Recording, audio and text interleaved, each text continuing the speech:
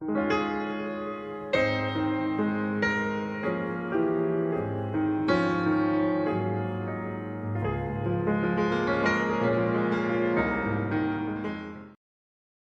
4장 16절 한 절의 말씀이 되겠습니다.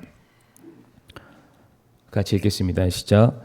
그럼에도 어떤 사람이 그리스도인으로 고난을 받으면 그는 부끄러워하지 말고 도리어 이 일로 인해 하나님께 영광을 돌리라. 아멘. 하나님 아버지 감사합니다. 이 시간 또 저희들 또 주님의 또 귀한 몸된 교회에 또 모이게 되었습니다. 또 저희들에게 계속해서 또 귀한 말씀, 생명의 말씀을 허락하여 주시옵소서. 참으로 그 말씀이 참으로 주님 오시는 그날까지 계속해서 저희들의 삶 가운데 있기를 원하오며 우리가 그 말씀을 우리들의 또 삶의 생명처럼 여기며 순종하기를 기뻐할 수 있게 도와주시옵소서. 이 시간 우리 성령 하나님께서 친히 이 자리 우리와 함께 하심으로 말미암아 하나님의 귀한 말씀 깨닫게 하여 주시고 우리 심령 가운데 깊이 새겨주시는 복된 시간이 되기를 간절히 바라올 때에 모든 말씀 사랑 많으신 예수님의 이름으로 기도를 드립니다. 아멘. 자리에 앉으시겠습니다. 오늘은 베드로전서 4장 16절의 말씀으로 하나님이 찾는 사람, 이제 마지막 시간 이제 그리스도인에 대해서 함께 말씀을 나누겠습니다. 이제 여러 가지 성경 인물에 대해서는 우리가 계속해서 기회가 닿는 대로 예수님의 12 제자라든지 성경에 우리가 위대한 많은 인물들에 대해서는 앞으로 계속해서 우리가 시간이 닿는 대로 함께 나누도록 하겠습니다.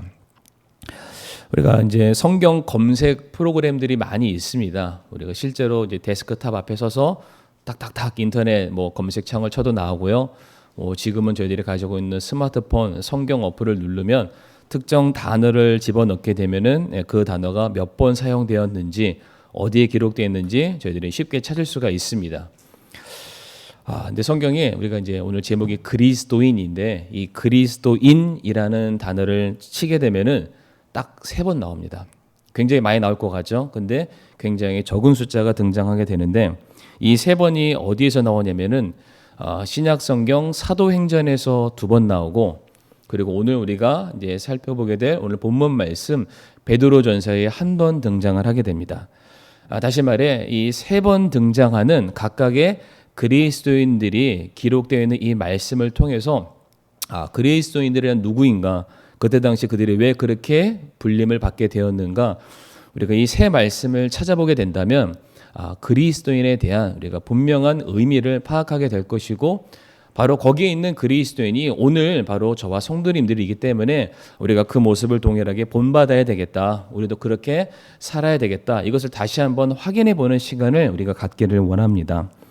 그래서 첫 번째 오늘 이제 본문 말씀 보게 되면은 사도행전 11장 26절에 첫 번째로 그리스도인이라는 단어가 등장을 하게 됩니다. 사도행전 11장 26절 말씀을 제가 한번 받들어 읽겠습니다. 그를 만남에 안디옥으로 그를 데려오니라. 그들이 만 1년 동안 그 교회와 함께 모이며 많은 사람들을 가르쳤는데 제자들이 안디옥에서 처음으로 그리스도인이라 불리니라 라고 되어 있습니다. 여기 보게 되면 제가 그리스도인을 노란색 글씨로 따로 구별해서 표기해 두었는데 여기도 보면은 처음으로 그리스도인이라고 불렸다라는 말로서 처음 사용되었다는 말이 수식이 되고 있습니다. 우리가 이 말씀을 통해서 알 수 있는 그리스도인이란 누구를 말하냐면 바로 그리스도를 대변하는 자, 그리스도 안에 속해 있는 사람을 우리가 그리스도인이다라고 부른다는 것을 알 수가 있습니다. 그런데 성도님들 이 사도행전 11장 26절 말씀을 잘 보게 되면은 이 그리스도인이라는 이 명칭을 믿는 사람들이, 교회를 다니는 사람들이 스스로 칭한 명칭이 아니라 바로 주변 사람들이죠. 믿지 않는 사람들, 불신자들, 세상 사람들이 그렇게 말했다는 것을 우리가 알 수가 있습니다. 이 그리스도인이라는 이 말 자체는 당시에는 결코 좋은 명칭이 아니었습니다. 우리가 초대교회사 그리고 사도들이 살고 그들이 사역했던 그때 당시의 역사를 살펴보게 되면은 결코 당시의 그리스도인들을 향해서 주변 사람들이 좋은 대접이나 그들을 인정해주는 분위기는 아니었다라는 것을 알 수가 있는데 화면에 제가 도표 하나를 보여드리도록 하겠습니다. 잘 보이실런지는 모르겠습니다. 근데 제가 설명해 드리도록 하겠습니다. 이 도표가 어떤 거냐면 예수님께서 부활 승천하시고 난 그 이후에 예수님의 명령을 받아들은 이 사도들이 이제 사역을 감당하기 시작하면서 초대교회의 역사가 이제 본격적으로 시작이 됩니다. 근데 지금 저희가 사도행전 11장 말씀을 읽었는데 사도행전이 언제 기록되어 있냐면은 AD 60년에서 63년경에 기록된 것이 사도행전입니다. 그런데 이 사도행전이 기록되기 이전부터 당대 그 초대교회에 어떠한 분위기가 있었냐면, 물론 지금 저희가 계속해서 말씀을 나누고 있는 사도행전 1장, 2장, 3장, 4장 계속 교회가 부흥을 하고는 있습니다. 그런데 이것이 쭉 넘어가서 사도행전 11장쯤 가게 되면 어떠한 분위기를 가지고 있냐면, 그렇게 부흥하고 성장하던 예루살렘 교회 안에 율법주의로 돌아가고자 하는 유대주의자들이 이제 막 들고 일어나는 모습들이 나타나고 있습니다. 분명히 사도 바울을 비롯해서 많은 사도들이 유대인이든 이방인이든 예수 그리스도의 이름으로 말미암아 구원을 받았으니 더 이상 율법주의로 율법적인 제도로 돌아가서는 안 된다. 우리 모두가 다 은혜로 구원받은 것이다 라고 그렇게 강조해서 가르쳤지만, 굉장히 많은 사람들이 옛적에 그들이 몸으로 습관적으로 배워왔던 그 유대인들의 전통이죠. 우리는 꼭 할례를 받아야만 합니다. 우리는 출신이 굉장히 중요합니다. 여러 가지 차원에 있어서 계속해서 교회 안에서 믿는 사람과 믿지 않는 사람들 자격이 있음과 자격이 없음에 대해서 운운하는 그런 분쟁들, 종교적인 갈등이 일어나고 있는 상황이었습니다. 그런 문제들이 서서히 교회 안에서 불식되고 있었는데, 뿐만 아니라 화면에는 잘 보이실지 모르겠지만 AD 54년경이죠. 그러니까 사도행전이 기록되기 바로 전에 그 유명한 네로 황제가 즉위를 하게 됩니다.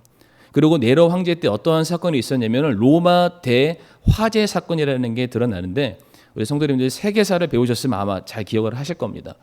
그런데 그때 당시에 이제 네로 황제가 그 로마의 대화재의 원인이다라는 그런 설도 있습니다. 그런데 이 모든 것에 대한 국민들의 이러한 질타를 네로 황제가 넘기기 위해서 이것은 내가 한 것이 아니다, 우리가 한 것이 아니라 그리스도인들이 그렇게 했다, 이거를 다 떠넘기게 됩니다. 그로 말미암아 당대에도 좋은 인식이 아니었었던 그리스도인들에게 더 많은 책망과 여러 가지 경제적인 핍박이 가해지는 그런 상황들이 지금 벌어지고 있는 상황입니다. 뿐만 아니라 그때 당시 유대인들이 우리와 그리스도인들은 전혀 다르다. 물론 우리가 같은 유대인이고 같은 이스라엘 사람들이긴 하지만 우리가 믿고 추구하는 바는 그리스도인들과 우리는 정확하게 다르다.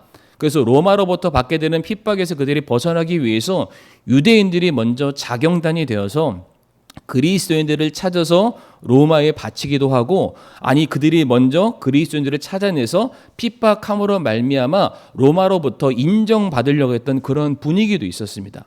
다시 말해 계속해서 그리스도인들이 핍박을 받는 상황이었다는 것을 말씀을 드립니다.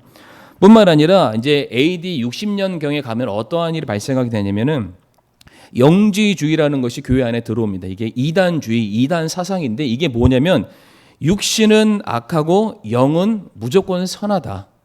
그래서 육으로 지은 모든 죄들이 영에 침범하지 못한다. 이제 이러한 잘못된 사상이 교회 안에 들어오게 되었고요. 이 사람들이 육에 대해서 극단적으로 악하다라고 규정을 지었기 때문에 이 사람들이 결국 어디까지 가게 되냐면 예수님의 육신의 부활에 대해서 부정을 하기 시작합니다. 그러니까 교회의 근간이죠. 부활 신앙에 대해서 같은 교회를 다니고 있음에도 불구하고 이것은 아니다라고 말하는 잘못된 사조 이단주의가 교회 안에 팽배해져 있는 그런 상황인데, 그리스도인들이 누구입니까? 예수 그리스도로 말미암아 그분의 죽으심과 부활하심이 그것이 곧 내게 속한 것이기 때문에 내 모든 죄가 사함받고 내가 영원한 생명을 얻어서 하나님의 자녀가 되어 천국 간다는 그 부활 소망을 가지고 살아가는 그리스도인들에게 잘못되었다라는 교회 안에 이단들이 팽배하기 시작했다라는 그런 사실입니다. 그리고 또 도표를 보게 되면은 이제 그러한 상황에서 65년도 AD 65년경에 가게 되면은 베드로가 순교를 당하게 되고요. 뒤이어 AD 67년경에는 사도 바울이 순교를 당하는 사건이 나오게 됩니다. 화면을 내려주시고요. 지금 이와 같은 상황 속에서, 이와 같은 분위기 속에서 오늘 본문에 안디옥 교회의 성도들이 드디어 그리스도인이다라고 불림을 받게 되었다라고 지금 말씀을 드리는 겁니다. 그러니까 당대의 시대적인 정황으로 보건대 내가 예수님을 믿는 사람입니다라고 이것을 정체를 드러내는 일은 무엇과 연관되냐면 그 자리에서 고난을 당하거나 그 자리에서 죽음을 수반할 수 있는 그러한 일이었기 때문에 쉽사리 내가 믿는 사람입니다. 교회 성도입니다. 그리스도인입니다. 라고 말하는 것이 쉬운 상황이 아니었다는 겁니다. 그래서 당대에 그 로마의 폭정 안에서 그럼에도 불구하고 그리스도인들이 서로 자신들과의 어떤 친교 교제권을 계속해서 이어가기 위해서 지금 내 앞에 있는 사람이 정말로 나와 함께 주님을 믿는 사람인지 아니면 나를 붙잡으려고 위장한 사람인지 전혀 알 수가 없잖아요. 그래서 이때 사람들이 서로 간의 신분, 교류, 의사소통을 하기 위해서 가장 먼저 만났을 때 하는 표식이 있습니다. 그게 바로 익투스입니다. 화면 하나 보여주시면은 물고기 모양 아시죠? 아마 보셨을 겁니다. 어떤 분들은 이게 좋아서 자동차에 걸어 놓으신 분도 계실 거고요. 아마 한 번쯤은 보셨을 텐데 이제 한 사람이 만약 이 사람이 그리스도인이라고 가정하면은 이 사람 앞에서 물고기 모양을 싸게 그려 놓습니다. 그러면은 이 물고기 모양을 딱 보고서 상대편이 어떠한 글씨를 쓰거나 말을 해야 합니다. 그러면 이 사람이 나랑 똑같은 믿음을 가지고 있는 사람이구나. 그래서 거기 안에다 글씨에다가 이제 히브리어 헬라어 글씨를 써서 딱 뜨게 되는데 그게 예수스, 크리스토스, 세우스, 휘오스, 소테르라는 단어를 쓰게 됩니다. 이 단어의 앞자만 가져와서 합친 게 익투스라고 있습니다. 이게 뭐냐면은 예수 그리스도 하나님의 아들 그분이 구원자시다라는 뜻입니다. 그러니까 쉽사리 로마의 황제를 나의 왕으로 모시고 있는 사람이라면 예수님이 나의 구원자이십니다. 예수님이 나의 왕이십니다. 이 말을 못 하잖아요. 그러니까 이런 말을 함으로써 서로 간의 믿음을 확인하는 그러한 상황까지 갔던 것이 바로 이 그림이 대변해주고 있는 역사적인 배경입니다. 지금이야 우리 이걸 스티커로 붙이고 그림을 하고 어떤 사람들 심지어 문신으로 하는 그런 사람들도 있는데 이게 굉장히 뼈아픈 당시의 역사를 우리들에게 가르쳐주는 부분이기도 합니다. 자, 이와 같은 상황이었음에도 불구하고 오늘 본문에 안디옥 교회의 성도들이 그리스도인이라고 불림을 받게 됩니다. 앞에서도 말씀을 드렸던 것처럼 이들 스스로가 내가 그리스도인이에요 라고 말했던 것이 아니라 세상 사람들이 그들의 모습을 보면서 저들이 그리스도인이다라고 말했다는 것입니다. 성도님들 혹시 사자성어 낭중지추 아십니까? 낭중지추. 아시는 분들은 아시고 웬만한 분들은 다 아실 텐데 그러니까 주머니 속에 송곳은 감출 수 없다라는 그런 뜻입니다. 낭중지추. 제가 말이 맞나 틀리나 인터넷으로 검색해 보시면 확인이 될 겁니다. 이게 뭐냐면 당시 안디옥 교회의 성도들의 믿음이 그러했다는 겁니다. 그러니까 감추려고 해도 말하지 않는다 할지라도 그 사람들이죠. 안디옥 교회의 성도들의 살아가는 삶의 방식과 태도, 언행 심사를 보건대 세상 사람들이 그들의 모습을 통해서 저들이 그리스도인이다. 그리스도께 속한 사람이다. 예수님을 닮은 사람이다라고 말했다는 겁니다. 자기네들이 스스로 말한 게 아니에요.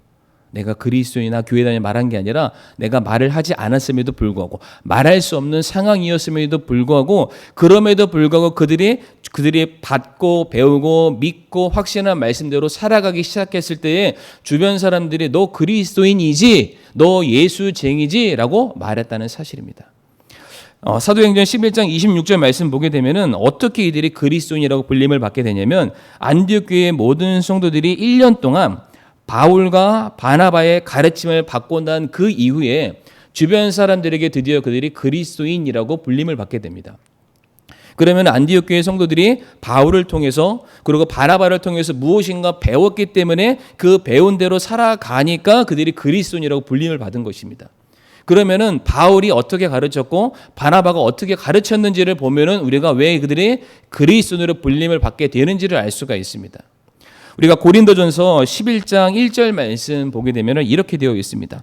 사도 바울이 고린도 교회 성도들을 향해서 말하기를 이거는 고린도 교회 성도들만 말한 것이 아니라 믿는 모든 성도들을 향해서 하는 권면이기도 합니다.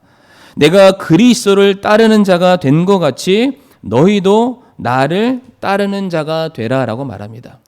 성도님, 여기서 따르다라는 말이 복사하다, 베끼다라는 뜻이 있습니다. 다시 말해 원본이랑은 아니지만, 원본과는 똑같지는 않지만은 원본과 똑같은 모습으로 너희가 나를 따라야 된다. 사도 바울은 자신이 예수 그리스도의 형상을 담기 위해서 애쓰고 노력했던 것처럼 너희도 나의 열심과 나의 노력을 따라서 너희도 나처럼 예수 담기를 힘써야 된다라고 가르쳤던 사람이 사도 바울입니다. 그런데 사도 바울이 이렇게 말할 수 있는 자격이 있는 것이 무엇이냐면, 갈라디아서 6장 17절에 바울이 뭐라고 고백하냐면, 나는 예수 그리스도의 자국들을 내 몸에 지니고 있다라고 말하고 있습니다. 그러니까 바울은 복음을 전하는 그 일로 말미암아 40에 하나 감암매를 수차례 맞기도 하고요. 복음 때문에 그가 기진하기도 하고요. 광야를 가기도 하고요. 풍랑을 맞이하기도 하고 도둑을 맞을 뻔도 하고 수많은 여러 가지 많은 역경들을 겪으면서 그의 몸속에 예수님으로 말미암은 여러 가지 많은 흔적들, 상처들, 고난의 흔적들이 그 몸 안에 가득 다 담겨져 있습니다. 바울이 말하기를 너희들이 내가 주님을 위해서 희생한 것처럼, 내가 주님을 위해서 내 모든 삶을 드렸던 것처럼 너희도 동일하게 주님을 위해서 너희들의 모든 삶을 드려야 된다. 그 드리는 삶이 단순히 예수님을 너희 구주라고 고백하는 차원에서 끝나는 것이 아니라 정말로 그분이 너희 주인이라면, 성도님들 기억하십니까? 구약에서 이 종이 내가 주인에게 속했다라는 것을 뜻하기 위해서 나는 당신의 소유가 되기를 원합니다라고 고백했을 때 문설주에 가서 그 주인에게 망치로 가져와서 내 귀를 뚫어달라. 이 그 망치 못의 모양에 따라서 이 귀에 구멍이 생기는데 이것이 바로 내가 당신께 속해 있는 표식입니다라는 그런 뜻이 있습니다. 마찬가지로 지금 바울은 그의 삶 속에서 예수님으로 말미암은 그런 흔적들을 지니고 있었는데, 그가 가르치는 모든 사람들에게 너희가 나를 따라야 된다. 무슨 말입니까? 너희도 주님을 위해서 기꺼이 희생하고 헌신할 준비가 돼 있어야 된다. 그것을 가르쳤다는 사실입니다. 뿐만 아니라 바나바도 안디옥 교회 성도들을 가르쳤습니다. 저희가 지금 계속해서 반석 행전의 말씀을 나누고 있으니까 최근에 우리가 바나바에 대해서 말씀을 우리가 여러 차례 들어왔기 때문에 자세히 설명을 드리지는 않겠습니다. 그런데 기억나시겠지만 바나바의 원래의 이름은 요새였습니다. 그런데 사람들이 그를 요새라고 부르지 않고 바나바로 부릅니다. 위로의 아들이다. 왜 그랬습니까? 바나바는 자신의 모든 소유를 기꺼이 나눌 줄 아는 그런 사람이었습니다. 이웃의 필요, 교회의 필요, 영혼들의 필요를 바라보면서 내 전 재산을 팔아서 하나님의 발 앞에 내어드리기를 주저하지 아니하는 희생적인 사람. 사람들의 외적인 필요뿐만 아니라 영혼의 구원을 위해서 안타깝게 여기며 눈물을 흘릴 줄 아는 사람이 바로 바나바. 그의 머리 위의 주인은 돈도 아니고 사람도 아니고 늘 언제나 하나님이 계셨던 그런 사람이 바로 바나바, 위로의 아들이기도 합니다. 이처럼 예수님을 닮기 위해서 헌신하고 목숨을 바쳐왔던 바울과 바나바의 가르침을 받아왔던 안디옥 교회의 성도들이 불과 1년 남짓한 시간이었지만, 1년 남짓 굉장히 짧은 시간이었지만 그들이 배웠던 그대로 그들의 삶 속에서 실천하고 순종하고 구현해 나가기 시작했을 때에 세상 모든 사람들이 안디옥 교회의 성도들을 바라보면서 주저함 없이 그들을 바라보면서 너 그리스도께 속해 있는 사람이다.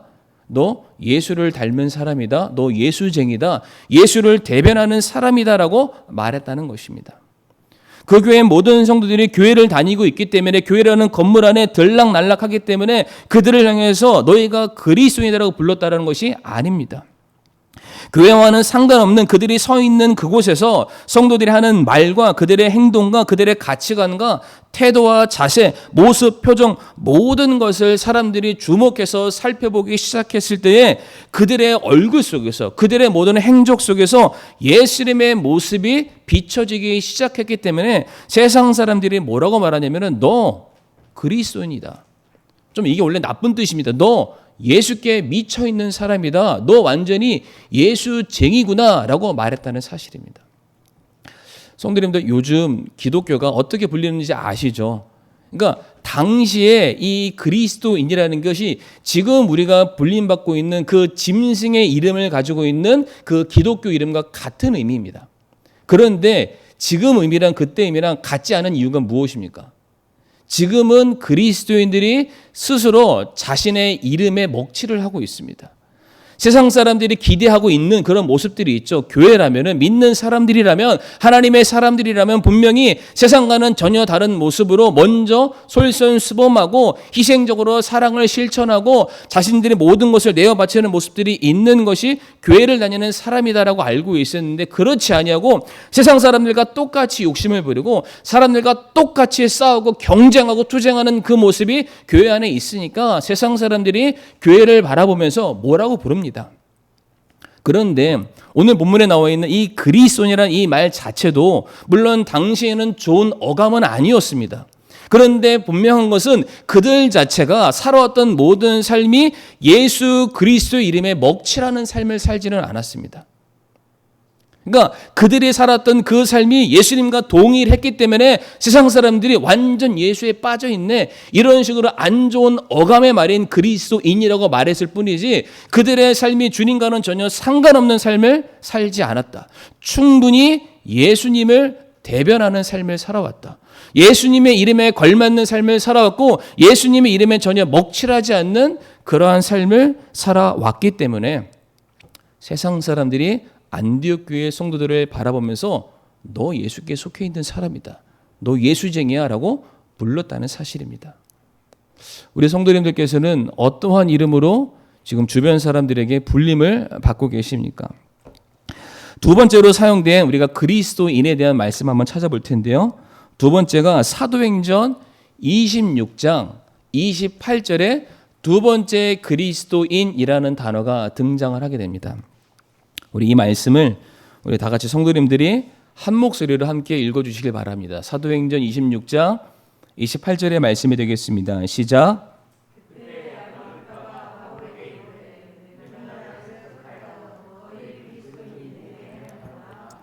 아멘. 두 번째 그리스도인은 어떠한 사람이냐면 바로 예수를 그리스도라고 증거하는 사람, 그리스도를 증거하기 때문에 그 사람이 그리스도인이다라고 불림을 받게 된다는 겁니다. 본문의 배경을 간단하게 설명드리게 되면 바울이 헤롯 아그리빠 왕에게 지금 신문을 받는 그러한 상황입니다. 그런데 바울이 그 상황에서 자기가 굴하지 아니하고 자신을 신문하는 왕을 향해서 당신도 예수 그리스도를 믿으세요라고 말을 하게 되자 그 헤롯 아그리빠 왕이 네가 나를 지금 그리스도인이 되게 만들려 한다라는 이 대목에서 그리스도인이라는 단어가 등장을 하게 됩니다. 지금 바울은 복음을 전할 만한 그러한 상황이 아니었다라는 것을 말씀을 드리고 싶습니다. 앞에서도 그 초대교회에서 역사를 쭉 설명드렸는데 원체 그리스도인들, 예수님이 십자가에 못 박혀 죽으시는 그 이후부터 그리스도인들은 계속해서 핍박을 받는 그런 상황이었다. 그렇게 아시면 그냥 편합니다. 그런데 지금 바울이 누구 앞에 서 있냐면은 헤롯 아그리빠 왕 앞에 서 있는데 이 헤롯 아그리빠는 누구냐면은 예수를 죽이려 했던 헤롯 대왕의 손자가 바로 헤롯 아그리빠입니다. 그런데 당시 헤롯 아그리빠가 어떤 일을 하고 있었냐면은 자신의 정치적인 야욕을 달성하기 위해서 종교를 이용하게 되는데 이제 유대인들의 어떠한 뭐라고 될까요? 설득을 받기 위해서 그들을 통해서 자신의 권력을 더욱더 높이기 위해서 유대인들을 위한 정치적인 쇼를 하게 됩니다. 근데 그때 당시 유대인들이 사도들을 정말로 싫어했습니다. 그래서 야고보를 데려와서 처형했던 사람이 이 헤롯 아그리빠입니다. 그런데 이 야고보를 처형한 그 이후에 유대인들 사이에서 자기의 이름과 명성이 높아지기 시작하자 그것에 편승해서 더 많은 인기와 더 많은 권력을 쟁취하기 위해서 지금 사도 바울까지 잡아들인 상황입니다. 쉽게 얘기해서 지금 바울이 우리 베드로와 요한이 종교재판 앞에서 너 그렇게 하지 마, 지금 돌려보낼 수 있는 그런 상황이 아니라 애당초 바울을 죽이기 위해서 지금 데려온 그런 상황이죠. 그런데 그런 상황 속에서 바울은 지금 무엇이라고 말하고 있냐면 당신 예수님을 믿으셔야 됩니다라고 말하고 있습니다.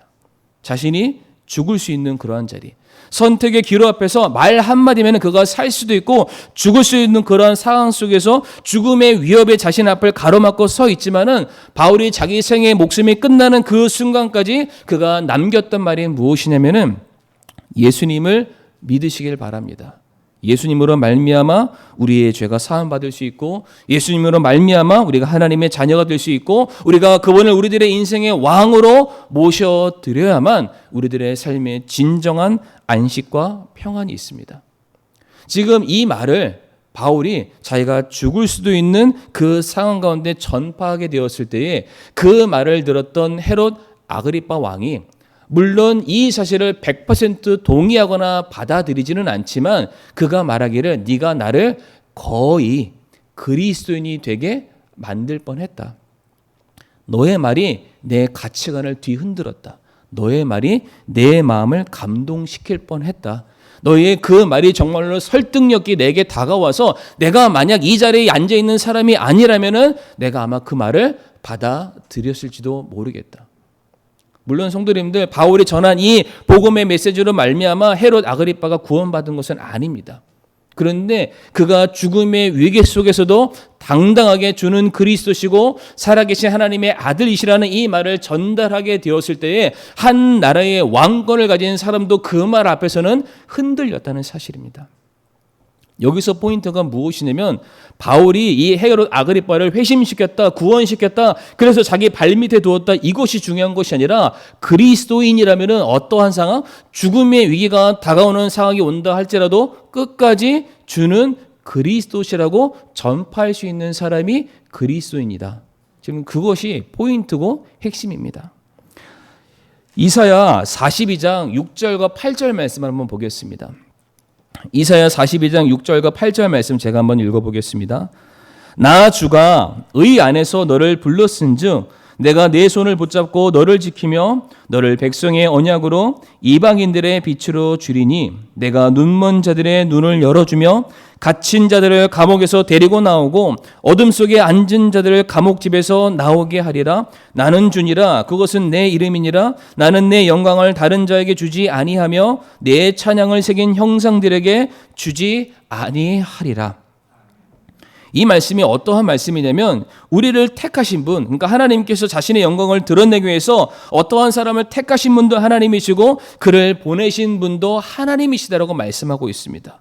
그러니까 보냄을 받은 사람의 역할은 무엇이냐면 그냥 가면 됩니다. 보내신 분의 말에 따라서 어떠한 대상과 어떠한 환경 속에서 순종하는 마음으로 가는데 하나님께서 보내시는 자리는 누구를 위해서 보내시냐면 잃어버린 자들이죠. 하나님의 영광을 알지 못하는 사람들, 그 사랑을 발견하지 못하는 사람들, 그래서 죄와 사망의 그 권세 안에서 억눌려 소망 없이 살아가는 그 사람들을 위해서 하나님께서 자신이 정한 사람을 보내시겠다. 내가 그런 사람을 내가 오늘 지금 택하기를 원한다라고 말씀하십니다. 그러니까 보냄을 받은 사람이 해야 될 일이 무엇이냐면은 하나님의 영광을 전달하는 매개체요 도구로서만 그 역할을 감당하면 됩니다. 여기에 나와 있는 7절과 8절 말씀에 뭐라고 되어 있냐면은 내가 그들의 닫혀있는 눈을 열어주겠다라고 말씀하십니다. 그들이 갇혀있는 상황의 그 감옥 같은 모든 현실들을 내가 열어주겠다라고 말씀하십니다. 성도님들, 지금 이것을, 그러니까 눈을 열어주고 감옥문을 해방시키는 일은 이사야가 하는 게 아닙니다. 그냥 이사야가 그런 사람들에게 찾아가는 겁니다.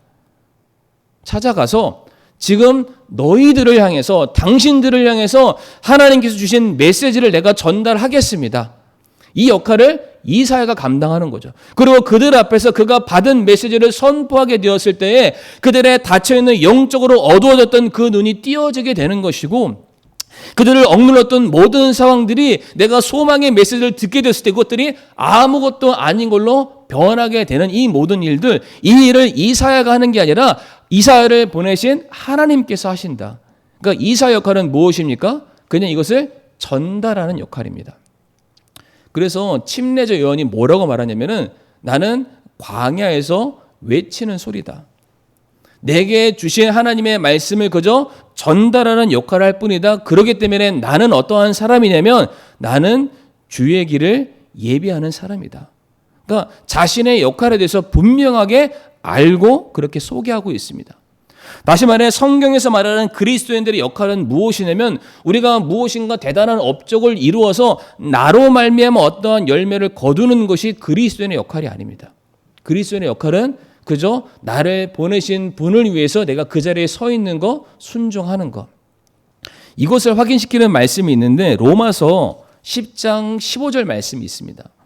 로마서 10장 15절 말씀 제가 한번 읽어보겠습니다. 이것은 기록된 바 화평의 복음을 선포하며 좋은 일들의 반가운 소식을 가져오는 자들의 발이 어찌 그리 아름다운가 함과 같으니라. 성도님들, 지금 뭐가 아름답다라고 말씀하십니까? 뭐가 아름답다? 몇 명의 사람을 구령시킨 사람이 아름답다고 말합니까? 수많은 사람들을 가르쳐 데려와서 주의 말씀으로 설득시킨 사람이 아름답다라고 말하고 있습니까? 아닙니다. 좋은 일들의 반가운 소식을 가져온 그 사람들의 발이 아름답다라고 말합니다. 지금 로마서 10장 15절 말씀을 읽었는데 이 바로 앞에 있는 로마서 10장 14절 말씀이 뭐라고 되어 있냐면 그런즉 그들이 자기들이 믿지 아니하는 분을 어찌 부르리요 자기들이 듣지 못한 분을 어찌 믿으리요 선포하는 자가 없이 어찌 들으리요 라고 말하고 있습니다. 그러니까 모든 사람들이 예수님을 자신의 구주로 영접하고 내가 죄인임을 깨닫고 하나님 앞에 회개하고 돌아가는 모든 일들의 메커니즘에 제일 첫 번째 뭐가 있냐면 들어야 된다는 겁니다. 그런데 이 듣는 일들을 누가 하냐면은 보냄을 받은 사람이 하는 겁니다. 보냄을 받은 사람은 무엇을 하냐면은 내 말을 하는 것이 아니라 하나님께서 내게 주신 그 말씀을 그냥 전하는 거죠. 그게 그 사람의 역할의 전부라는 겁니다. 그런데 그 말을 듣게 되었을 때에 전혀 알지 못하던 사람이 이 사람이 전하는 생명의 말씀과 능력의 말씀을 통해서 그의 어두워졌던 눈이 띄어지는 겁니다. 나를 둘러싸고 있는 모든 상황들이 문제가 아니라는 것을 알게 되는 겁니다. 그로 말미암아 이 한 영혼이 주님께로 돌아오는 역사가 일어나게 되는데 이 일의 가장 출발점이 어디서 시작되냐? 바로 복음을 들고 가는 사람이 중요하다. 오늘 본문에 사도 바울이 바로 그러했습니다. 그가 하는 역할은 다른 게 아니었습니다. 죽음의 이 현장 앞에서 지금 서슬퍼런 칼이 자기 목에 다가오고 있는 그 상황 속에서 바울이 아그리빠를 향해서 얼마만큼 설교를 했으면 얼마만큼 많이 했을 것이며 그를 얼마만큼 설득시키면 그런 시간들이 얼마만큼 그에게 주어졌겠습니까? 굉장히 단순합니다. 너 이렇게 해도 복음 전할래? 네, 주는 그리스도시고 살아계신 하나님의 아들이십니다. 예수님 말고는 구원받을 길이 없습니다. 지금 칼이 여기 들어와 있는데 그랬더니 아그리빠 마음이 흔들렸던 겁니다. 바울이 말했던 그리스도인. 아니 헤롯 아그리빠가 말했던 그리스도인은 어떠한 사람입니까? 그리스도를 전하는 사람. 성도님들 너무 힘들고 너무 부담스러운 메시지로 받아들이지 마시길 바랍니다.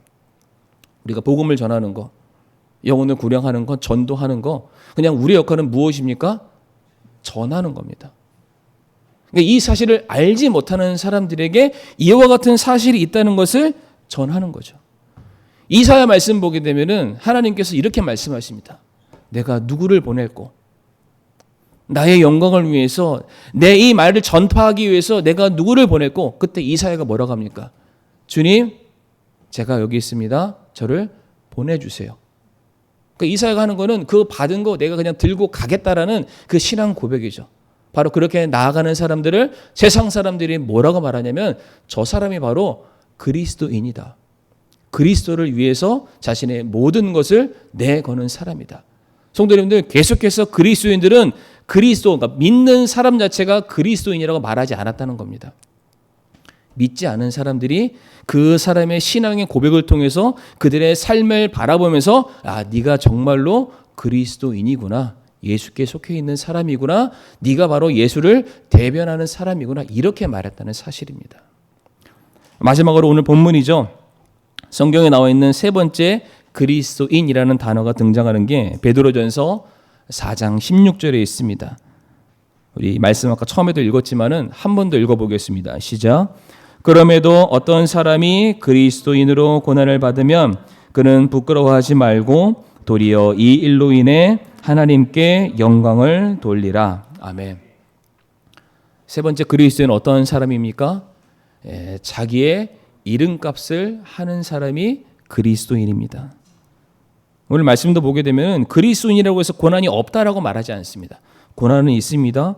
고통이 엄습해 올 수 있습니다. 왜? 내가 예수님께 속해 있기 때문에. 예수님께서도 말씀하셨죠. 너희가 내 안에 있다면 세상 사람들이 너희를 싫어할 거다. 그것은 너희를 싫어하는 것이 아니라 나를 싫어하는 거기 때문에 너희가 내 안에 있는 그 이유 하나만으로 너희도 동일하게 세상 사람들로부터 미움을 받게 될 수밖에 없다. 근데 그게 당연하다라고 말씀하고 있습니다.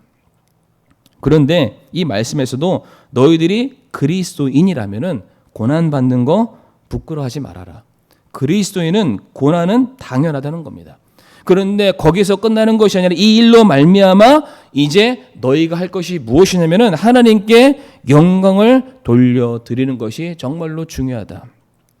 성도님들, 그리스도인은 그리스도께 속했다는 뜻인데 그리스도께 속했다는 뜻은 내가 그리스도와 하나 됐다는 뜻이고 내가 그리스도와 하나가 됐다는 그 뜻은 이제 예수님께서 담당하신 십자가의 죽으심과 부활하심이 바로 나의 것이 되어야 되고 주님께서 받으실 영광과 존귀만이 아니라 주님께서 받으시는 고난과 핍박이 동일하게 나의 고난과 핍박이 됨을 감당할 줄 아는 바로 그러한 사람.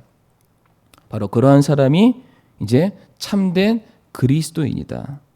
정말로 여기서 우리가 주목해야 될 것은 그리스도인으로 말미암아 받게 되는 고난과 핍박이 중요한 것이 아니라 우리가 그리스도인이 되었기 때문에 반드시 해야 될 것이 무엇이냐면은 이제 하나님께 영광을 돌려드리는 그런 삶을 살아야 된다. 물론 그 안에 고난이 있을 수 있습니다. 핍박이 있을 수 있고 뭐 때로는 즐거움이 있을 수 있고 감사가 있을 수 있지만은 결과적으로 그리스도인이라면은 나를 그리스도인 되게 해주신 하나님의 영광을 위해서 그의 모든 삶을 다 드려야 된다라는 것이 바로 그리스도인으로서의 삶의 가장 중요한 덕목이다라는 사실이죠. 그래서 갈라디아서 2장 20절 말씀에 뭐라고 되어 있습니까? 내가 지금 육체 가운데 사는 삶은 나를 사랑하사 나를 위해 자신을 주신 하나님의 아들을 믿는 믿음 안에서 사는 것이다. 누가 삽니까? 구원받은 성도는 나를 구원하신 그분을 위해서 삶을 사는 것이 참된 성도요, 구원받은 성도의 진정한 모습임을 우리들에게 가르쳐주고 있습니다. 말씀을 정리해 보겠습니다. 그리스도인은 그리스도께 속한 자로서 그의 합당한 모습을 다하는, 대변하는 사람이라고 말씀드렸습니다. 그리스도인은 그리스도를 닮기 위해서 애쓰는 것뿐만 아니라 그분을 전파하고 증거하는 그 삶을 사는 사람이 그리스도인이요. 그 전파하는 일들을 위해서 내가 받는 핍박과 여러 가지 어려운 일이 있다 할지라도 그것을 영광으로 받아들이고 그 일을 위해서 자신의 모든 삶을 드릴 줄 아는 사람이 그리스도인이다라고 말씀을 드렸습니다. 그리고 그렇게 살아갔을 때에 나 스스로는 고백하지 않지만 분명한 것은 세상 사람들이 나라는 사람을 바라보면서 너 그리스도인이구나. 물론 처음에는 좋지 못한 모습으로 너 그리스도인이지 예수쟁이라고 말하겠지만 우리가 지난 시간에 살펴봤던 베드로전서 3장 14절과 15절의 말씀처럼 우리가 세상과 전혀 다른 모습으로 소망 가운데 살아가고 확신 가운데 살아가는 우리들의 모습을 바라보면서 세상 사람들이 소망 가운데 있는 그 이유가 무엇인지를 내게 물으러 오는 그 날과 그 순간이 도래하게 된다는 사실입니다. 말씀을 마무리하면서 성도님들, 제 이름이 뭔지 아시죠? 아직까지 제 이름을 혹시 모르시는 분들이 계시면은 주보를 꼭 참조하시길 바랍니다. 그런데 왜 제가 제 이름을 말씀드리냐면 제 이름이 차상욱입니다.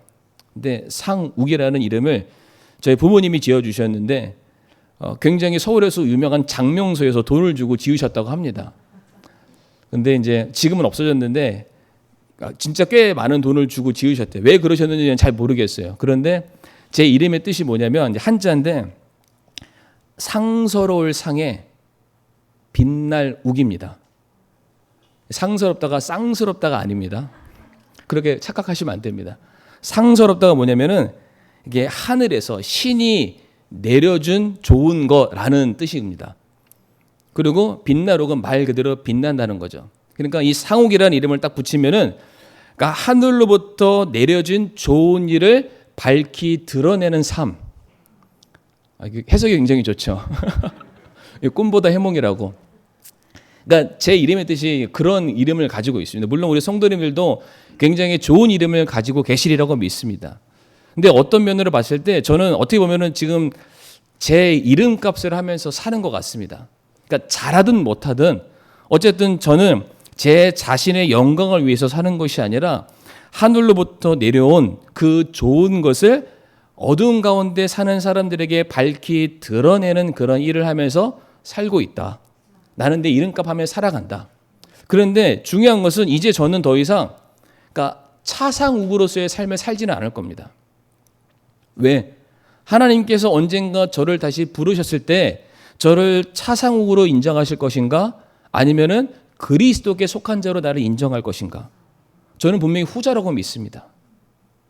그러면은 저는 앞으로 어떠한 삶을 살아야 되냐면은 차상욱이기는 하지만 저는 그리스도께 속한 차상욱으로서 그리스도인이 먼저 돼서 그에 합당한 삶을 살아갔을 때 그것만 영원히 남고 그것만이 하나님께 인정받고 칭찬받는 하나의 기준이 된다는 거죠.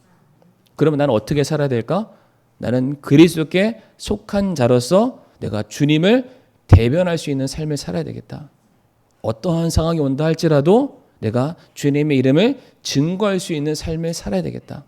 그리고 그 이름을 위해서라도 내가 어떠한 희생과 고난이 다가온다 할지라도 내 희생만 바라보는 것이 아니라 이 희생으로 말미암아 드러나게 될 하나님의 영광을 위해서라면은 내 삶을 초계처럼 다 바쳐야 되겠다.